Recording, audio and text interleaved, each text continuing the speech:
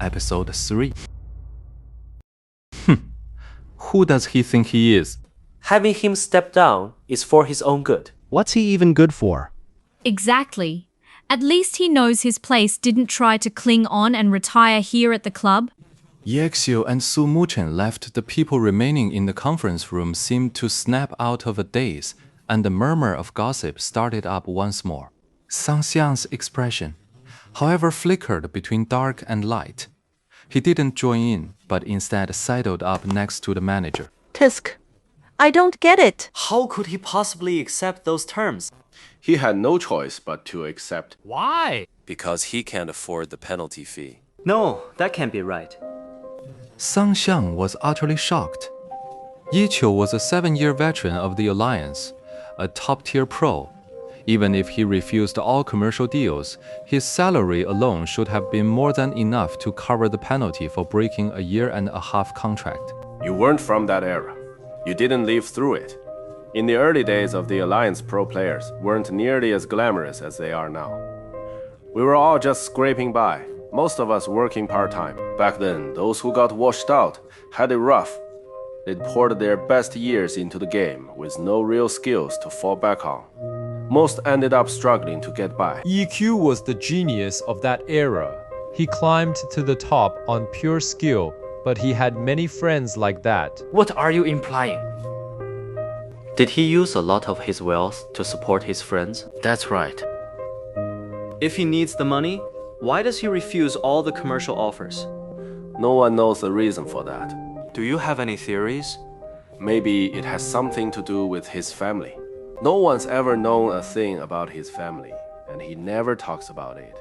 It's strange, so that's why I'm suspicious. This guy's got a whole lot of stories to tell, hasn't he? Sang Xiang held the one autumn leaf account card Ye Qiu had handed over to him. He also knew that one autumn leaf was Ye Qiu's casual gaming account from before the professional league even existed. This account has been in continuous use, making it one of the oldest in all of Glory. All right, enough about him. The boss couldn't make it today. But he specifically entrusted me with this bottle of his treasured aged red wine just to welcome you back. Well, I appreciate that. With me here, Excellent Era is about to turn things around. Yaxiu left Su Muchen stood at the main gate of the club. She watched Yaxiu walk away until he vanished from sight. He kept turning back, waving to Su Muchen, who was already weeping openly. There were no lengthy goodbyes. Yaxiu spoke only 8 words. Take a year off, then come back. Su Muchen didn't say a word, just gave a firm, heavy nod. She was no longer that naive little girl from years past. She now had the courage to shoulder many burdens alone. Snowflakes began to drift from the sky. This winter is so cold, snow was falling. When Yaxiu left the club, he hadn't figured out his next move after so many years of the same routine.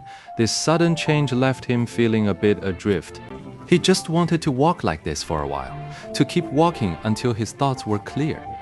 But the heavens wouldn't even grant him that chance, choosing this very moment to let the snow fall. And it was getting heavier. The swirling snow quickly soaked Yaxiu's shoulders and ice began to form in his hair. If he didn't find shelter soon, he'd be in real trouble. Yaxiu glanced around. A brightly lit internet cafe stood by the roadside, still bustling even at this late hour. He immediately sprinted toward it. Inside, the air was warm and inviting. Yu Xiu shook the snow from his coat as he burst inside. He got a terminal at the front desk.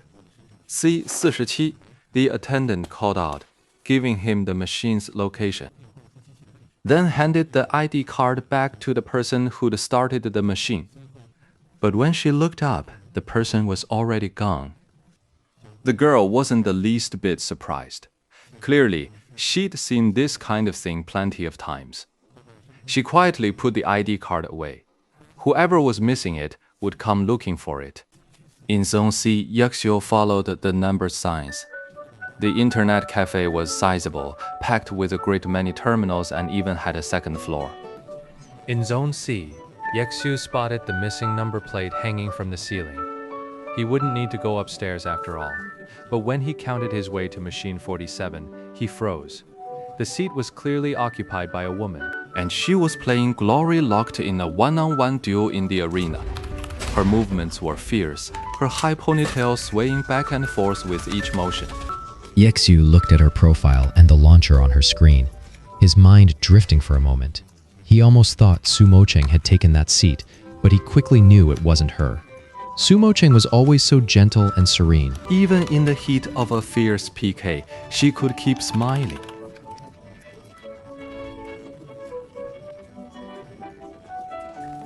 To be honest, Yexu sometimes felt a chill when he saw Su Mocheng smile blast someone into dust with a cannon and then politely say sorry. As for the girl before him, her face was just as beautiful, pure, and gentle. But the way she gritted her teeth and savaged her keyboard and mouse made her sweet appearance feel like a total utter lie. Whoa. The murderous intent is terrifying, but it's a shame. Yexu saw it on the screen. This woman was about to be in serious trouble. Sure enough, the opponent seized the opening she'd just exposed. A combo landed and her already scanned health bar was instantly wiped clean. Yexu heard the woman roar in fury, slamming her keyboard to shut the game down. He hesitated, wondering if he should still take this spot. The woman had already turned and spotted the hesitant Yexu. She rose to her feet, demanding angrily, "Here to get on the machine." Yexu gave a nod. Take this seat. The woman had already left.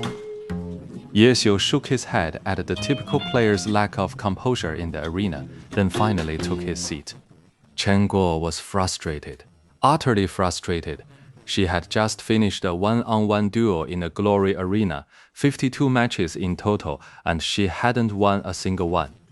She could hardly believe it was real. Her account was no slouch. Chen Guo ran her fingers over the card for chasing haze in her pocket.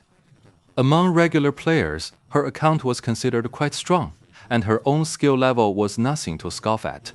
She'd been playing Glory for a solid 5 years. Her opponent's account was inferior to hers.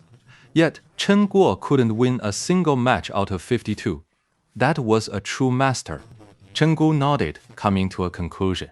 Boss, you didn't log out of the game? Why is that guy playing now? Chen Guo was walking and thinking when a voice suddenly came from beside her.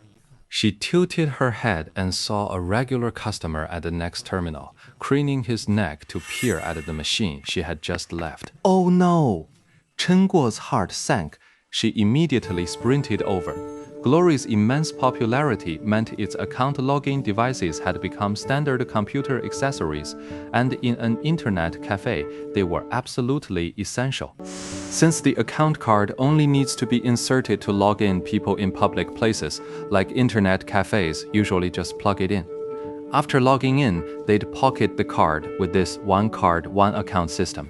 If you lose the card, you can report it lost, so account theft is practically extinct. But in places like internet cafes, people are often careless, forgetting to log out or not logging out properly. The next person to sit down can just help themselves to your in-game cash and gear. Chen Guo, already fuming from her 52 consecutive losses, had been careless. She hadn't logged out of the game, only minimized it to the desktop. Rushing over, she saw the guy was indeed controlling her account, but he didn't seem to be farming for gear. He was in the arena, fighting someone with obvious relish. Before Chen Guo could even yell, 2 large characters flashed onto the screen. Glory.